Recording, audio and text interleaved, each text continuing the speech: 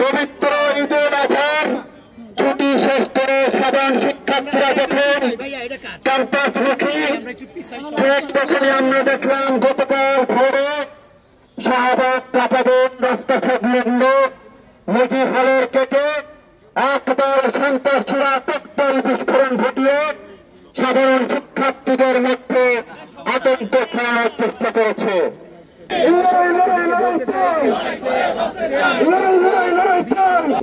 আমরা দেখতে পেয়েছি পরে এই বিশ্ববিদ্যালয়ে কিছু দুষ্কৃতকারী এই ফেসিবাদী সংগঠনের নেতাকর্মীদেরকে আশ্রয় প্রশ্রয় দিচ্ছে।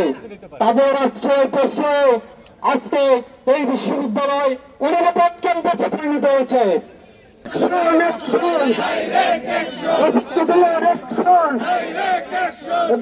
একই সাথে আমরা দেখলাম ঢাকা বিশ্ববিদ্যালয়ের অভ্যন্তরে আইন বিভাগের মধ্যে ককটেল মজুদ রেখে শিক্ষার্থীদের মধ্যে এক ধরনের ভীতির সঞ্চার ঘটানোর চেষ্টা চলছে।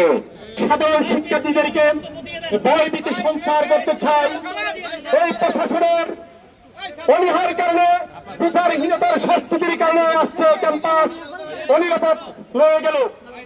আমরা ভেবেছিলাম বর্তমান যে নিয়োজিত প্রশাসন, সেই প্রশাসন ঢাকা বিশ্ববিদ্যালয় থেকে নিরাপদ ক্যাম্পাস গঠিত করে সারা বাংলাদেশের ক্যাম্পাসগুলো নিরাপত্তার চাদরে ঢাকা থাকবে।